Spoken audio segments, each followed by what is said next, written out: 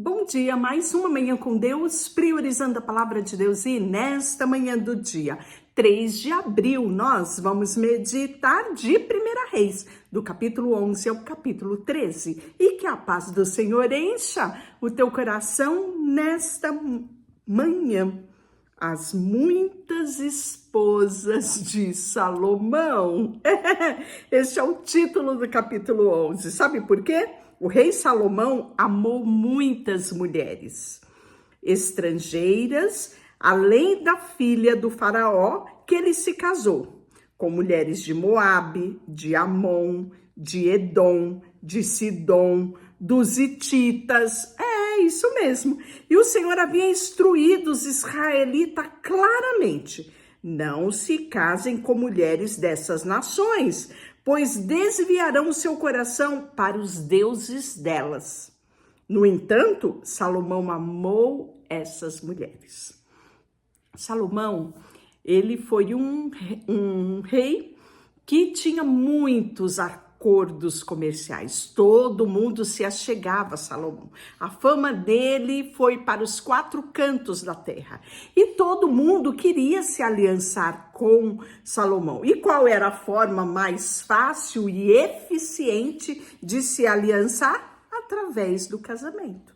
Então, os reis davam as suas princesas, suas filhas, em casamento a Salomão. E ele foi acumulando, fazendo uma longa lista de esposas, fora as concubinas. Preste bem atenção.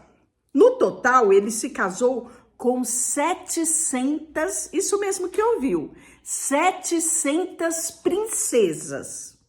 E teve 300 concubinas. Então, ao todo, 1000 mulheres.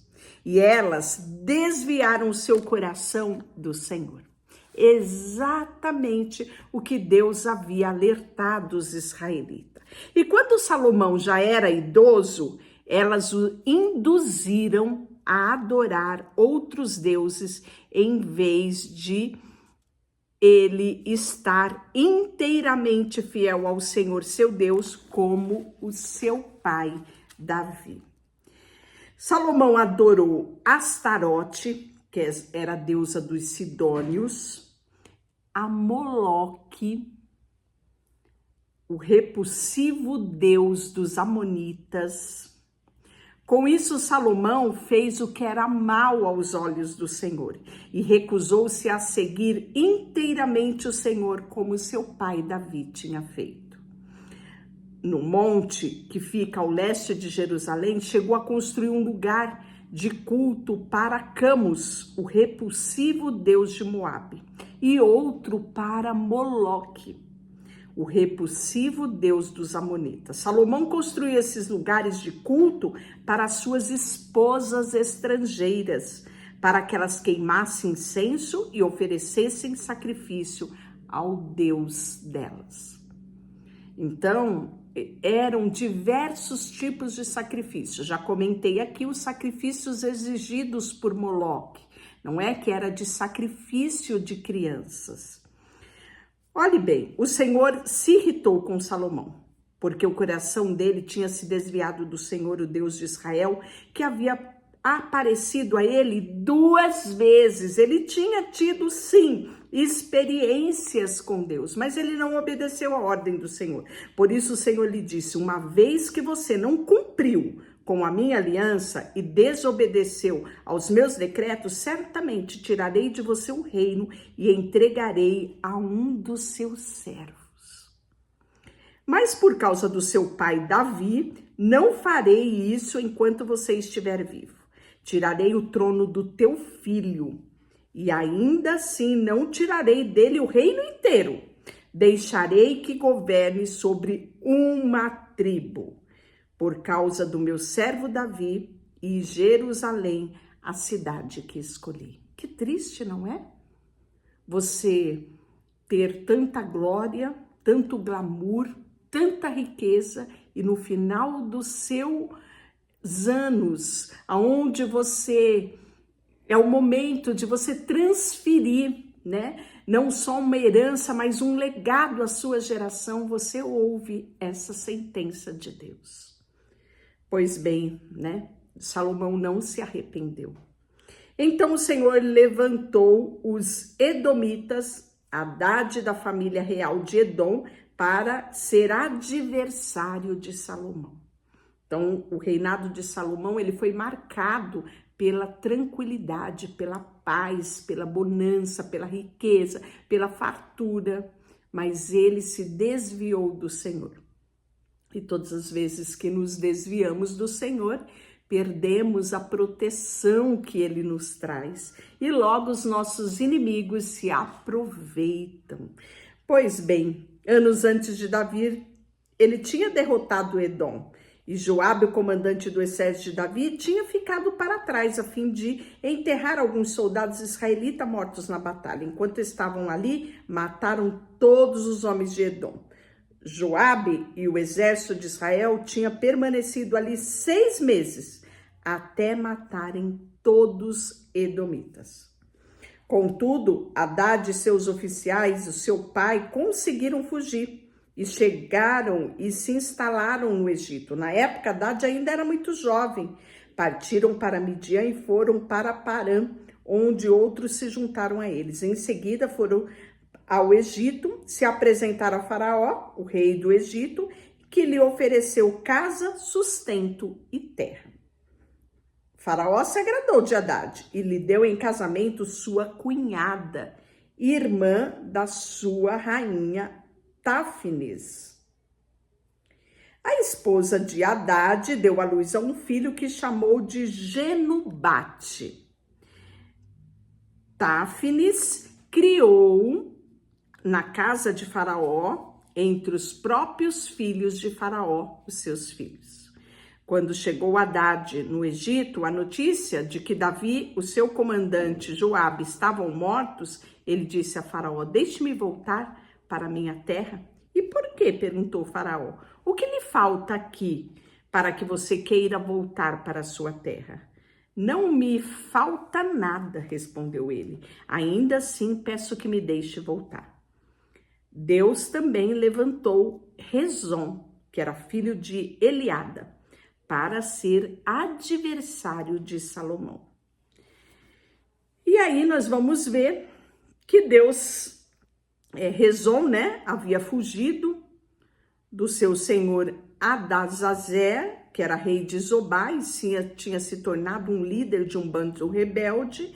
Depois derrotou Davi Hadadezer, Rezon e os seus homens fugiram para Damasco, onde Rezon se tornou rei.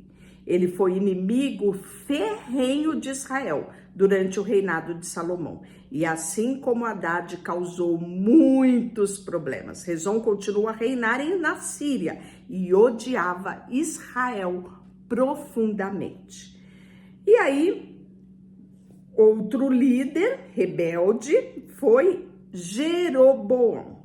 Ele era filho de Nebate, um dos próprios oficiais de Salomão.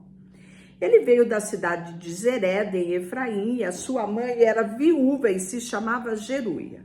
Esta é a história por trás da sua rebelião. Salomão estava construindo o aterro, reparando os muros da cidade de Davi. Seu pai, Jeroboão, era um jovem muito capaz. E quando Salomão viu que era diligente, encarregou dos trabalhadores da tribo de Efraim e Manassés e dos descendentes de José. E certo dia, quando Jeroboão saía de Jerusalém, Aias, o profeta de Siló, encontrou-se com ele no caminho.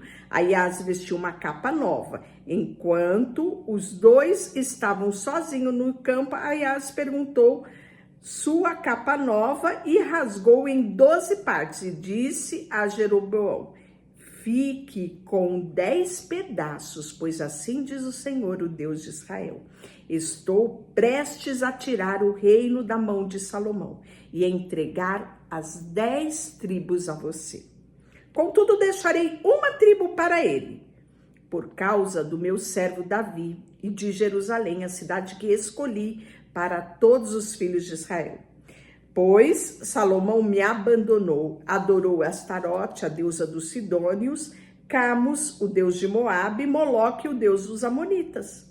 Não seguiu os meus caminhos e nem fez o que me agrada. Não obedeceu aos meus decretos, estatutos que eu, como fez o seu pai Davi.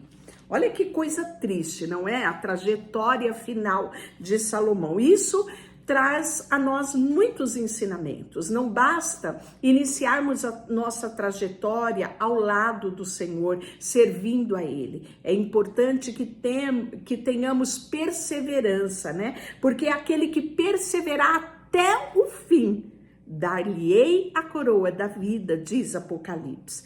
Pois bem, e aí, contudo, Deus já tinha dito que não iria tirar o reinado ali no momento das mãos de Salomão, mas a próxima geração com certeza descobriria um fim terrível. Mas tirarei o reino do filho dele e darei as 10 tribos a vocês. Então, Deus já tinha determinado e ficou muito claro no versículo 39.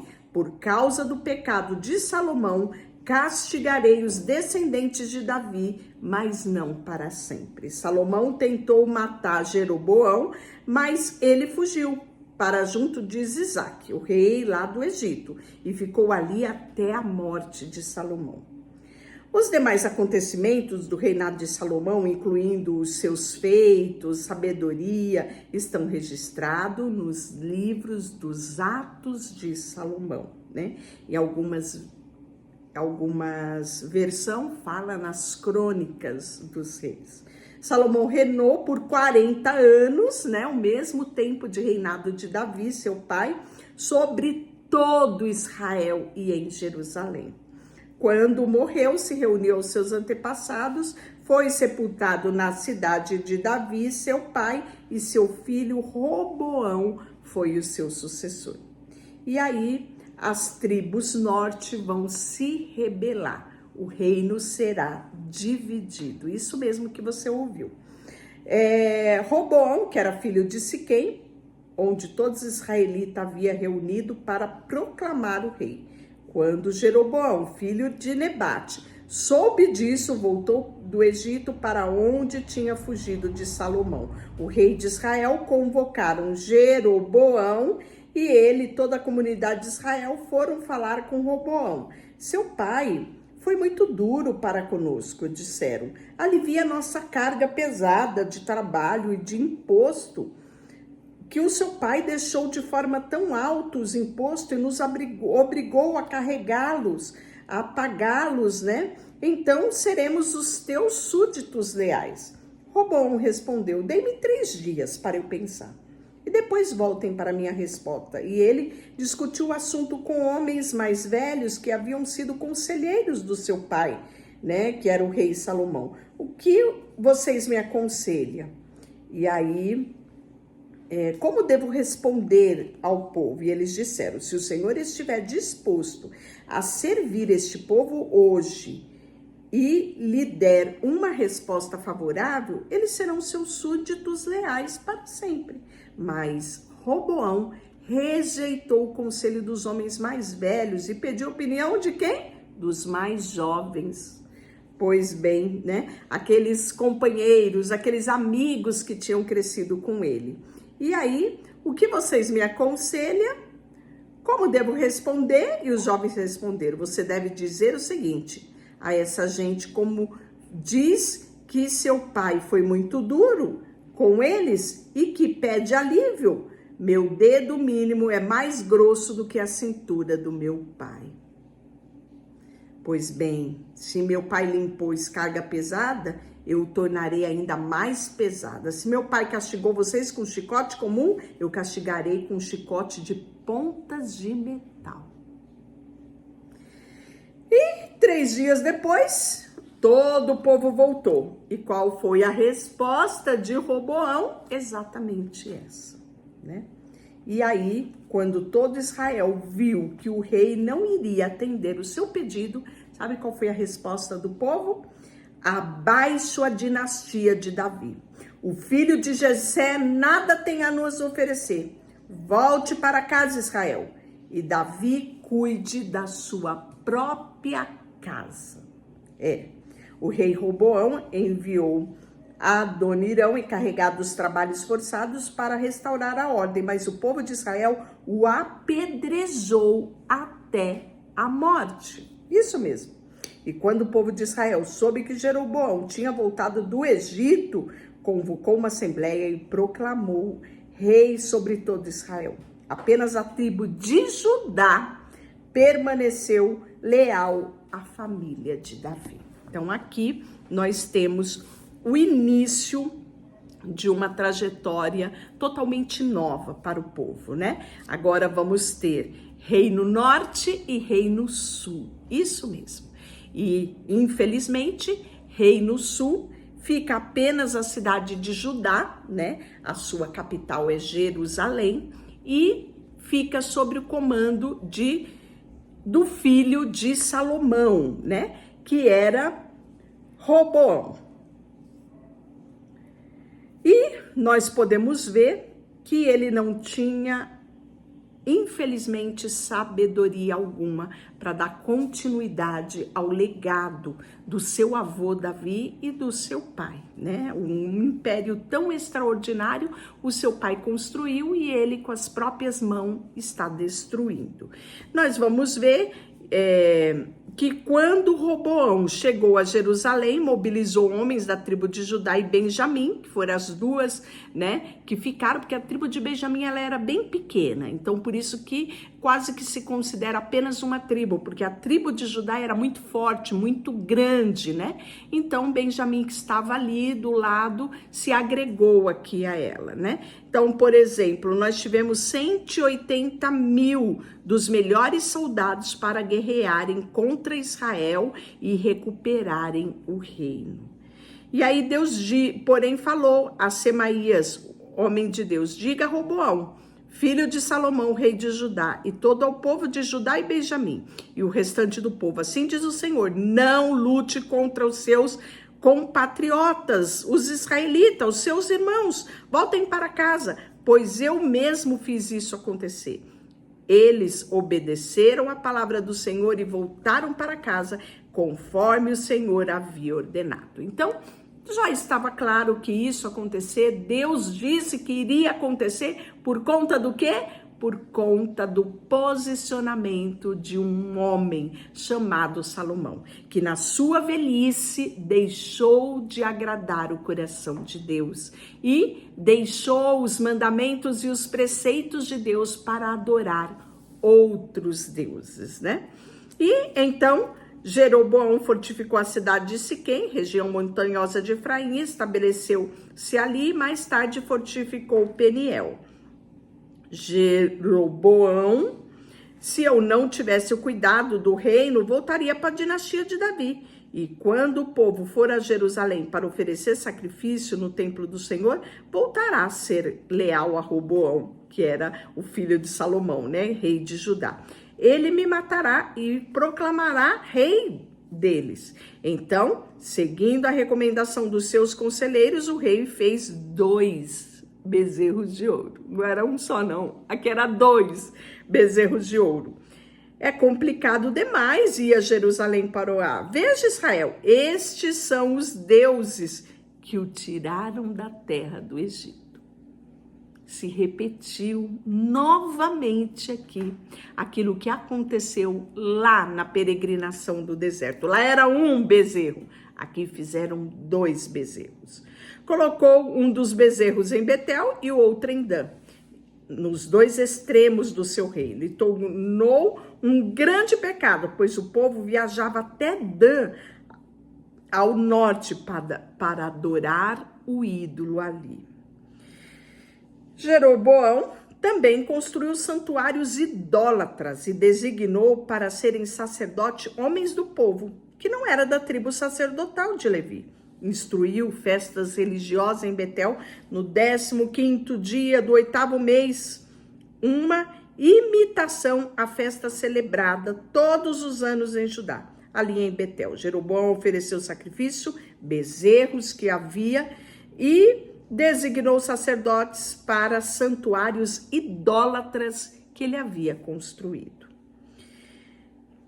Por ordem do Senhor, um homem de Deus, vindo de Judá até Betel, chegou ali quando Jeroboão se aproximava do altar para queimar incenso. Então, por ordem do Senhor, ele gritou: altar, altar, assim diz o Senhor, um menino chamado Josias nascerá na dinastia de Davi. Sobre você, ele sacrificará os sacerdotes do santuário idólatra que queimam incenso aqui. E sobre você serão queimados ossos humanos. E naquele mesmo dia, o homem de Deus deu um sinal. O Senhor anunciou um sinal: o altar se rachará e as suas cinzas derramarão-nos pelo chão. E quando o rei Jeroboão ouviu o homem de Deus falar contra o altar de Betel, apontou o homem e ordenou: prenda-no. Mas no mesmo instante, porém, a mão do rei ficou paralisada, isso mesmo, nessa posição, e ele não conseguia fazer voltar à posição normal. Ao mesmo tempo, uma grande rachadura apareceu no altar e as cinzas se derramaram, exatamente como o homem de Deus havia dito, a mensagem que havia sido proferida. E o rei disse ao homem de Deus: por favor, peça ao Senhor seu Deus que restaure a minha mão. E o homem de Deus orou e a mão do rei foi restaurada e ele pôde movimentá-la novamente. Mas o homem de Deus, o rei diz ao homem de Deus: venha ao palácio comigo e coma alguma coisa e eu lhe darei um presente. Mas o homem de Deus respondeu a Jeroboão: mesmo que o rei me desse metade de tudo que possui, eu não o acompanharia. Não cometeria, nem beberia, nem comeria, nem beberia coisa algum neste lugar, pois o Senhor me ordenou: não coma nem beba coisa alguma enquanto estiver lá, e não volte pelo mesmo caminho de onde veio. E aí aconteceu que morava em Betel um profeta idoso, seus filhos foram até ele e contaram o que o homem de Deus havia feito em Betel naquele dia. Contaram ao seu pai, E aí foi atrás desse homem de Deus, o encontrou debaixo de uma grande árvore e perguntou-lhe, você é o homem de Deus que veio de Judá? Sim, sou eu, respondeu ele. Então o profeta disse ao homem de Deus: venha para casa comigo e coma alguma coisa. Não posso ir com você, respondeu ele. Não tenho permissão de comer nem beber coisa alguma neste lugar. Não coma nem beba, Deus disse, enquanto estiver lá. E o profeta idoso, porém, respondeu: também sou profeta como você, e um anjo me deu uma ordem da parte do Senhor: traga-o para casa com você, para que ele coma pão e beba água. Cuidado com as vozes, Pois bem, enquanto estavam assentados à mesa, veio a ordem do Senhor ao profeta idoso.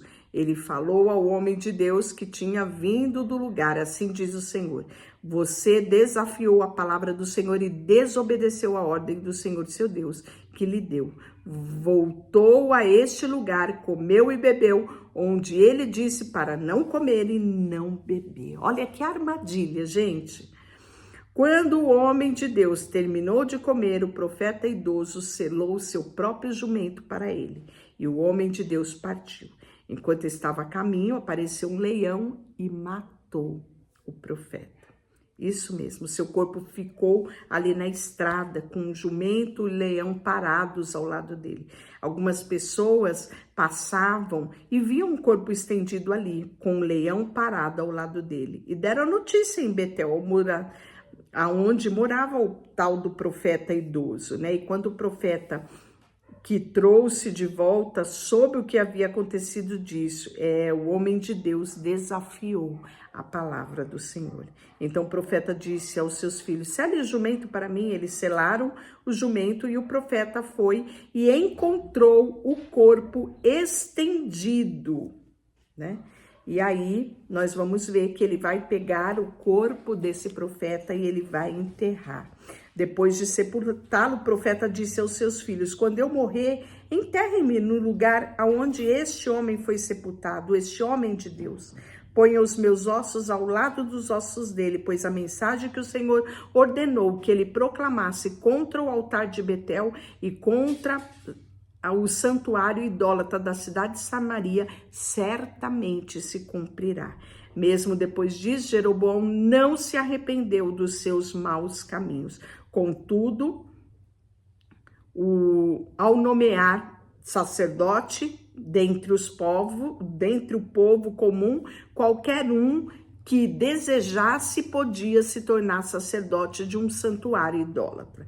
Com isso, por causa desse pecado, a dinastia de Jeroboão foi eliminada da face da terra. E amanhã nós vamos continuar aí a trajetória, né, desse rei Jeroboão, né? Agora a profecia de Aias, né, contra Jeroboão. E vai ser muito interessante, né? Porque a partir de agora nós vamos ver sempre os fatos sendo relatados, tanto do Reinado Norte quanto do Reinado Sul. Deixa eu orar por você, Senhor, nesta manhã. Colocamos diante de Ti o nosso coração, a nossa vida, e queremos, sabe, colocar diante de Ti o nosso coração. Que o nosso coração seja inteiramente Teu, em toda a nossa vida, desde o primeiro dia até o dia da nossa morte. Não permita que nos desviemos, Senhor, da Tua vontade e do Teu querer. Queremos declarar hoje que Tu és o nosso Senhor, o nosso Deus, o nosso pastor, o nosso rochedo, aquele em quem confiamos. Em nome de Jesus, amém e Deus te abençoe.